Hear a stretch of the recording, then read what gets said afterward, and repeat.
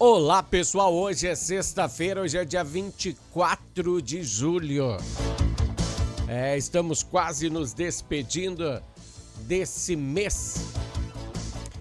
Bom, este é o Jornal Últimas Notícias com Ednei Paini falando de Bento Gonçalves, que é a capital brasileira do vinho, para o Rio Grande do Sul, para o Brasil e para o mundo.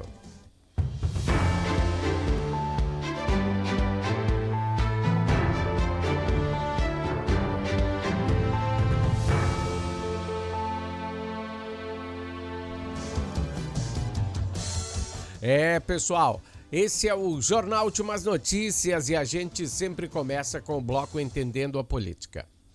Ontem eu frisei algumas inconstitucionalidades das urnas eletrônicas, né? Eu não sugeri nada, eu apenas falei da fragilidade delas e por que países do primeiro mundo não apreciam esta praticidade que o Brasil tanto ama. A rapidez de saber o resultado, né? E às vezes, não sei se compensa o risco, né? Justamente nessa conversa aí eu recebi vários materiais a respeito do caso. Um parceiro de profissão também me fez algumas conotações sobre o caso, trazendo estes elementos que eu vou dividir com vocês agora, né? Algumas pessoas de alto escalão poderão tentar calar a nossa voz, como calaram a do Bolsonaro, quando ele criticou o sistema de votação. Ele falou para alguns embaixadores algumas coisas óbvias. Bom, a nossa conversa recai sobre o que ele falou aos embaixadores, a conversa que ele teve com os embaixadores. E foi essa conversa que o tornou inelegível, tá? Vamos comentar sobre ela. Ela começou lá em 2018, quando a ministra do STF, a Rosa Weber, que era presidente do TSE, do Supremo Tribunal Eleitoral, recebeu uma denúncia. Uma denúncia que o sistema tinha sido invadido em 2018. Quase 10 anos, né? 8 anos. Então, no mesmo ano ela abriu um inquérito. E é certo, né? Será que vazou algumas coisas do sistema eleitoral? Então temos que abrir um inquérito, sim. Um inquérito federal para apuração desses fatos.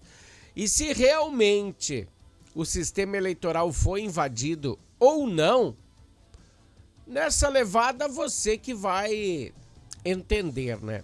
Ela abriu um inquérito público sobre isso.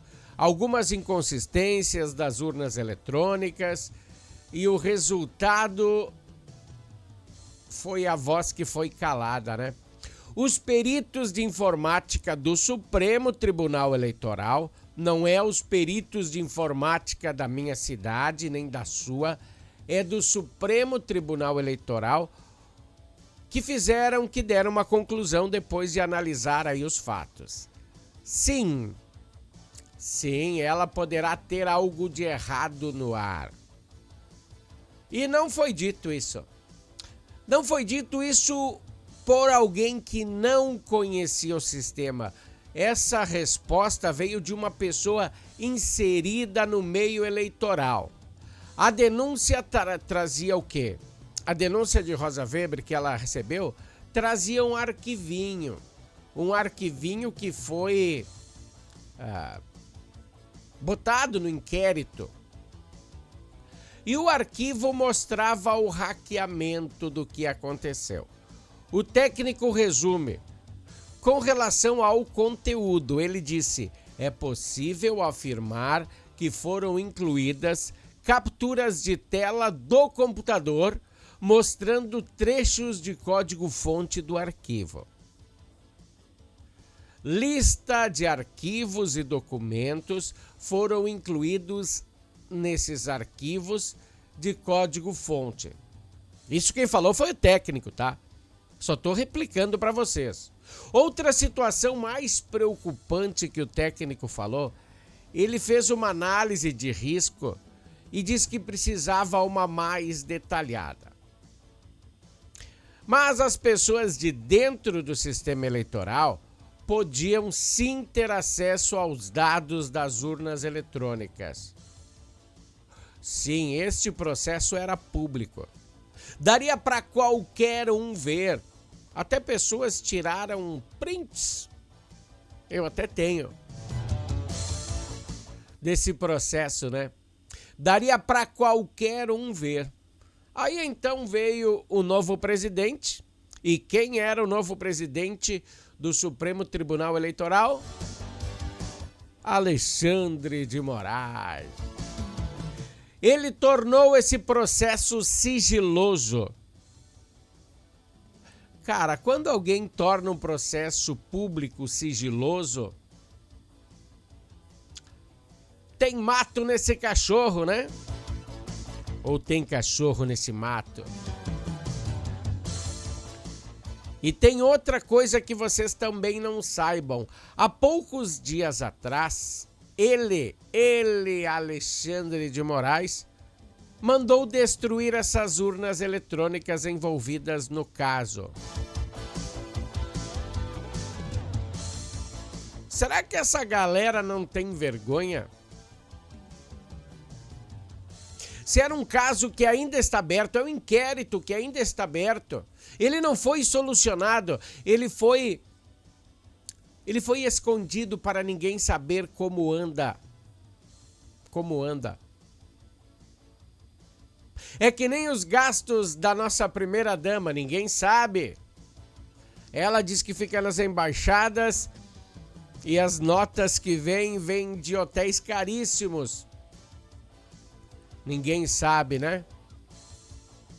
Eu acho que ali tem coisa errada, muito errada, me cheirando muito mal. Estou apenas falando como um cidadão que quer esclarecimentos diante de tanta coisa que o tribunal não deixa claro pra gente. É só deixar claro. É uma boa conversa aí pra você refletir aí neste final de semana. Vamos respirar e falar de futebol.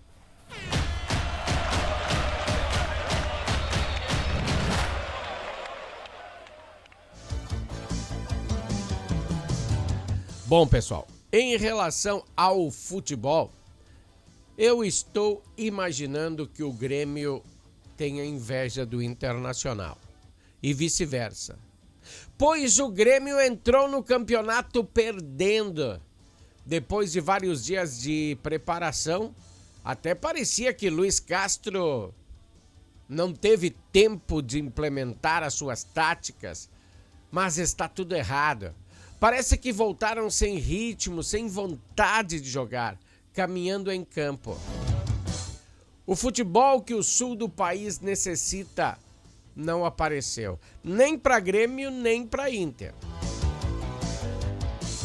Então o Grêmio perdeu e o Internacional segue esse trajeto. Daí perdeu também, daí o Grêmio foi lá e perdeu também. Parece que tem inveja um do outro das percas do outro. O Grêmio ontem perdeu por 3-2. Na altitude, tá certo. Eu vi até alguns jornalistas que foi uma boa derrota. Derrota nunca é boa, meu amigo.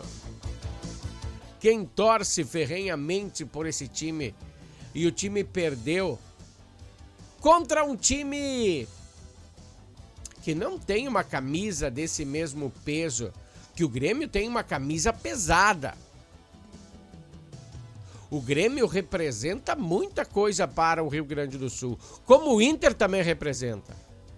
Mas vamos nos ater ao jogo de ontem. Foi um fiasco, pois o Grêmio sai atrás e depois o capitão do Grêmio, Vila Sante, empata o jogo. Logo após o Bolívar passa à frente novamente. Uma falha em cima de 4 defensores do Grêmio, né? E um do Bolívar, só tinha um carinha lá da altitude, né? E ele fez o gol. Na sequência, TT bota o tricolor empatado novamente. E por fim, o Bolívar se agrandou no placar.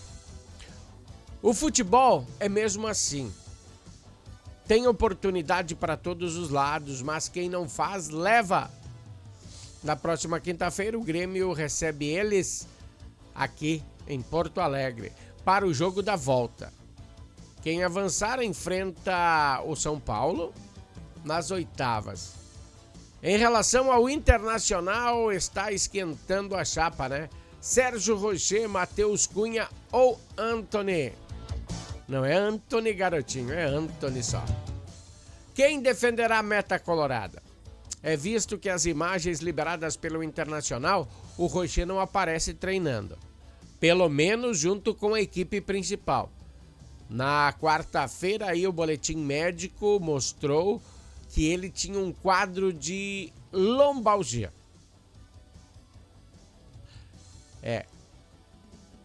Então há uma chance bem grande de Rocher nem viajar a Curitiba para enfrentar o Atlético amanhã. Ele provavelmente vai ficar em Porto Alegre se recuperando bem. Tá? E Pesolano foi liberado aí de seus afazeres, né? Pois sua mãe faleceu ontem. Ele foi então até o Uruguai para o sepultamento dela. Sim, uma situação que a direção colorada já vinha monitorando. Ele deve voltar somente na semana que vem aí a comandar o Internacional contra o Flamengo. E amanhã quem deve comandar o time são alguns dos seus auxiliares. Ele tem bastante, né? Amanhã o Inter vai enfrentar o melhor mandante do campeonato. E com estreia de novas regras. É o impedimento semiautomático. Que coisa, né? Esse entrará em vigor. Bom, pessoal, vamos ver o que vai acontecer. Voltamos na segunda-feira. O Bloco Esportivo ele tem um oferecimento de Natal Fitness. Natal Fitness, a sua loja de acessórios esportivos. Atendemos os segmentos de caminhada, trilha, corridas, pilates, yoga, academia, paddle, beach tênis, ciclismo, natação e acessórios. Você também pode adquirir os produtos pelo site, que é natalfitness.com.br. Aqui você acha só as melhores marcas: Lacoste, Lecoq Sport Life, Natal Fitness, Santuá, Body for Shoes, Wilson, Fila e Nike. Natal Fitness fica na rua Senador Joaquim Pedro Salgado, 270, ao lado do Shopping América.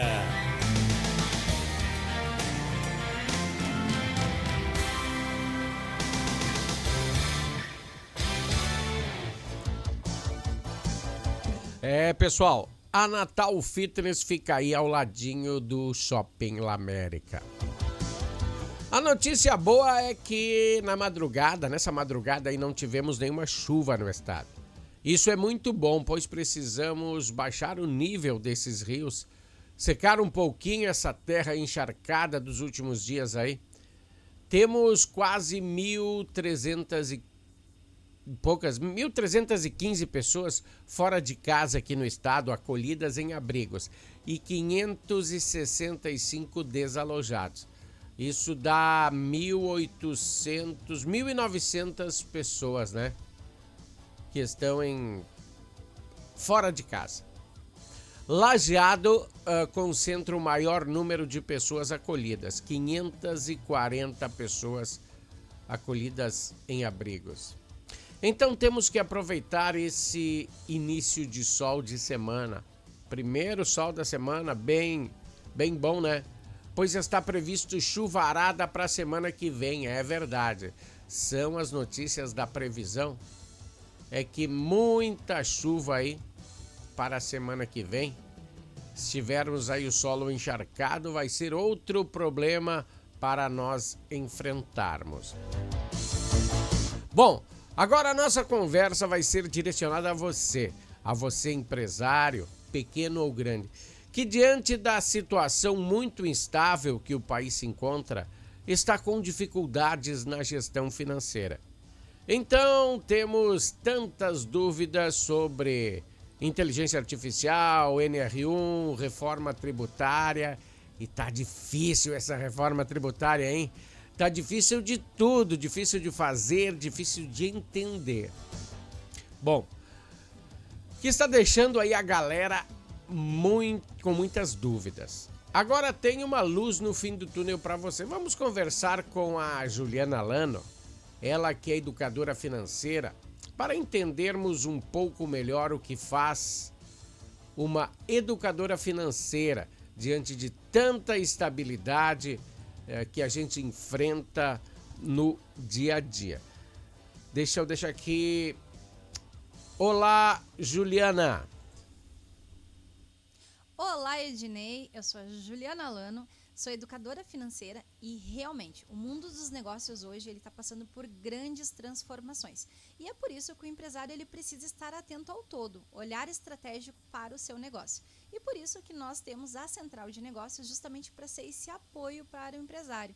Então, dentro da Central de Negócios, nós temos desde a área que vai lá de sistema, a parte de prestação de serviço de contador, nós temos um ecossistema completo da parte de gestão, desde o pequeno empresário até o grande. Até porque muitas vezes as pessoas imaginam que porque elas têm um pequeno negócio, elas não precisam fazer os processos como uma empresa grande. E na verdade é justamente ao contrário. É nessa hora, com tantas mudanças legais que estão vindo por aí, como você bem falou, da questão da inteligência artificial, da NR1, de reforma tributária, que o empresário, para poder perpetuar e fazer várias coisas aí no seu negócio de forma lucrativa, ele precisa estar pensando em como ele vai adaptar tudo isso para a sua realidade.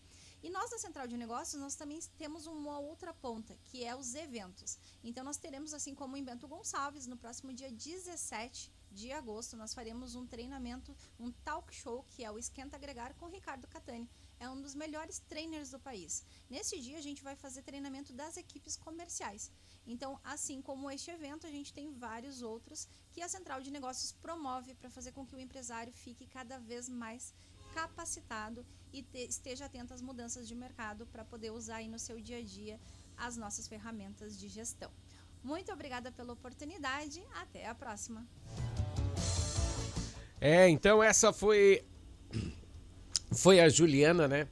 E você pegou a dica, né? No dia 17 de agosto, no Grande Hotel da Londres, uma palestra treinamento com o Ricardo Catani, um dos melhores trainers do país. Um evento com treinamento para que o empresário, você empresário, fique cada vez mais qualificado para enfrentar essa nova realidade que cada vez está sendo mais complicada. Pegou a ideia? Mas e como é que você faz para entrar em contato com a Central de Negócios? Eu vou dar um telefone para vocês. 54, é claro, é da nossa região aqui, 991653995. Anotou aí? 991653995. É uma palestra, um treinamento muito interessante para sanar as dúvidas aí sobre essas novas questões aí tributárias. Bom, vamos para o nosso bloco comercial e nós voltamos em seguida. Uma empresa não cresce por sorte ou por obra do acaso. É decisão consciente de pessoas competentes, que sabem que precisam de gente especializada nas mais diversas áreas para fazer isso acontecer. A Central de Negócios existe para empresários corajosos, que tomaram a decisão de crescer. Aqueles que sabem que gestão e crescimento de um negócio acontece com ousadia e estratégia. Desenvolvemos um ecossistema empresarial completo, reunindo soluções, ferramentas, serviços sobre medidas e iniciativas estratégicas para apoiar a gestão e o crescimento da sua empresa. Somos a Central de Negócios.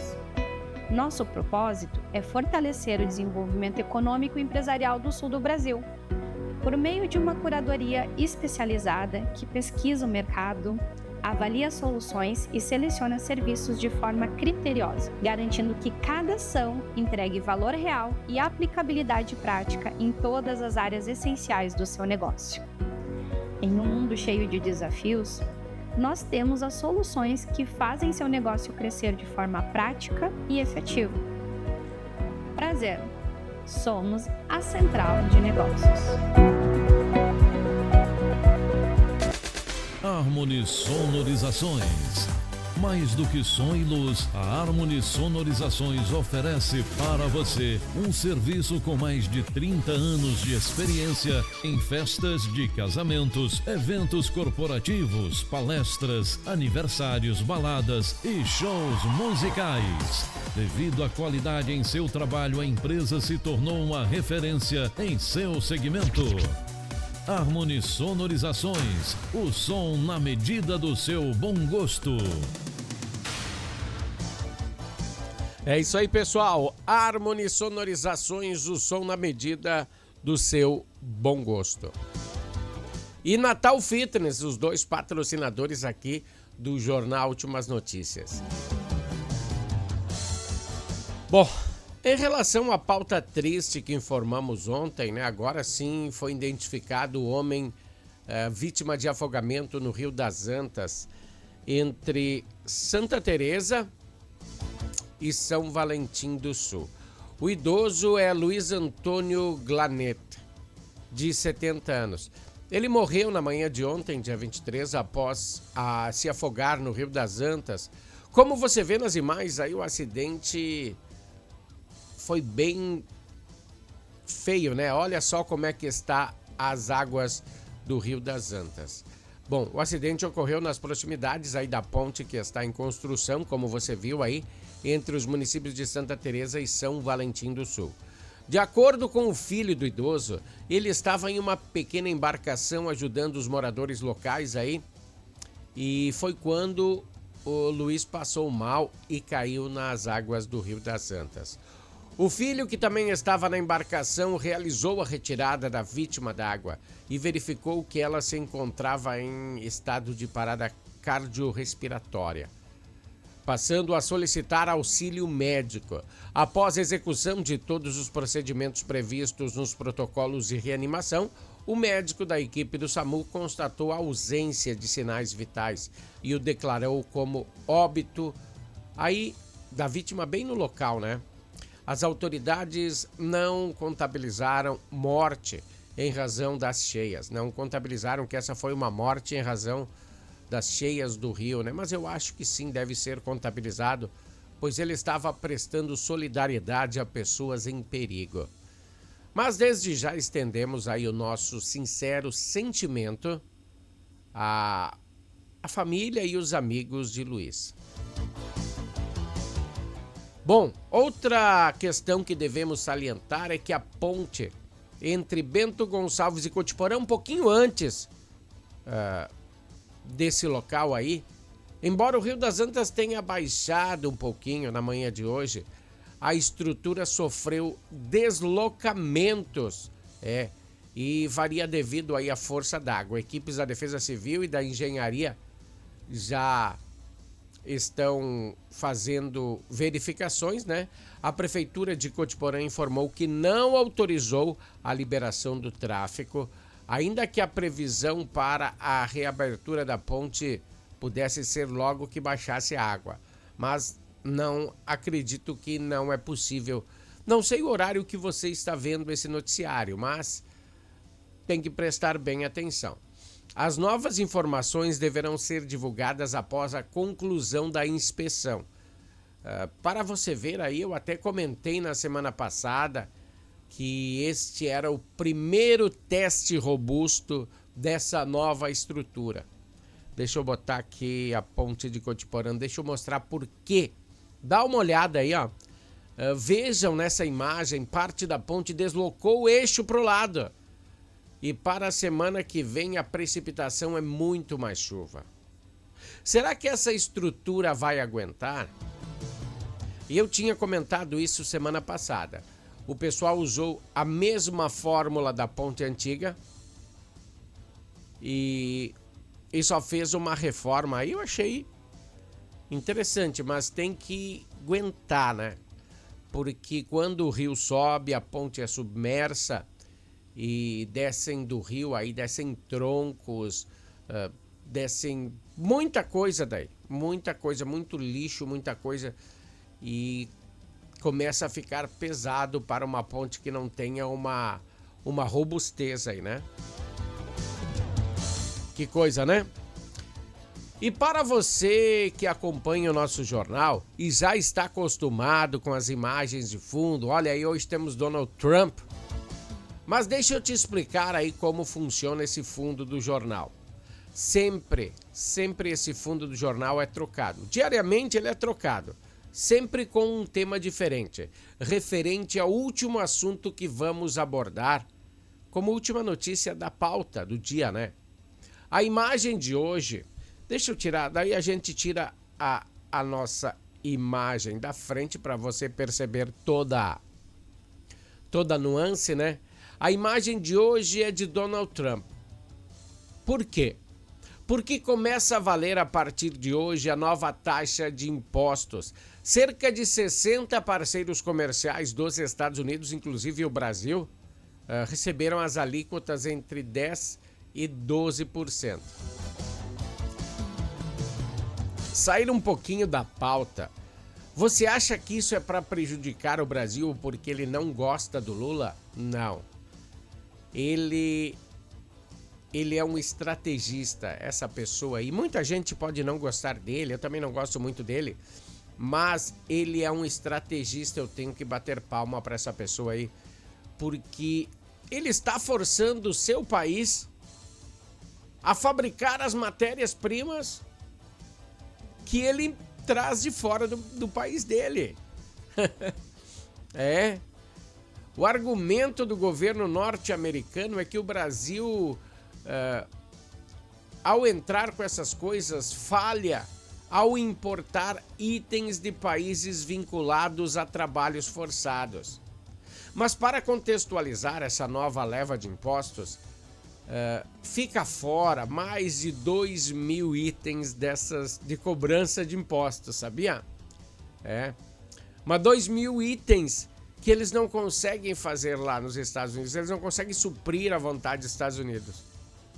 Então ele pega de fora. E o que ele acha que o pessoal pode fazer dentro dos Estados Unidos para a economia dos Estados Unidos girar, ele quer que faça.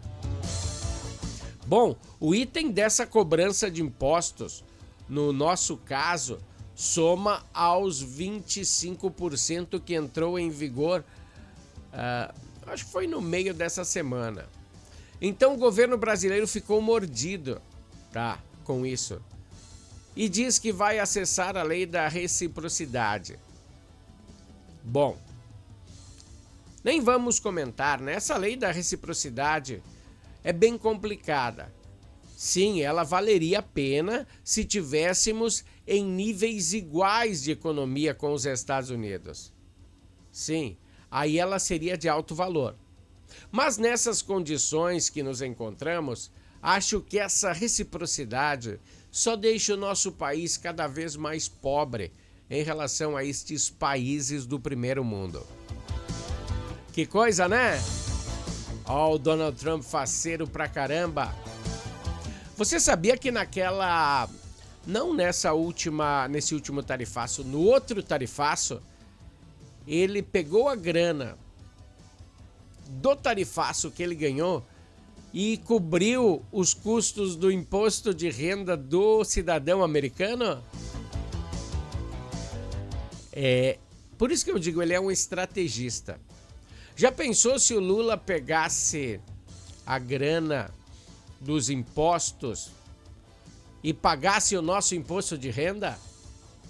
Ficaria legal, né? E foi isso que Donald Trump fez aos americanos. Uma boa pauta para nós refletirmos e nos encontraremos nessa segunda-feira. Um bom final de semana a todos, muita saúde, paz, felicidade e nos encontramos na segunda. Até lá, pessoal. Valeu, tchau!